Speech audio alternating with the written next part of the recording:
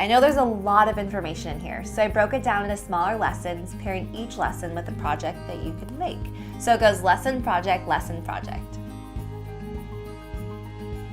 There are 3 sections: brush pens, brushes, and other pens like paint pens. I'll let you know my favorite brands, but I highly encourage you to explore on your own. I hear this all the time. I wrote this book to show you that hand lettering, which you'll learn, is different than handwriting, so you don't have to worry about it. First off, high five. Second, this book has so many different styles and lessons that appeal to both the beginners and the people who are more advanced. 2 answers. 1 is the open spine. It not only looks pretty, but it's functional and it lays flat so you can practice.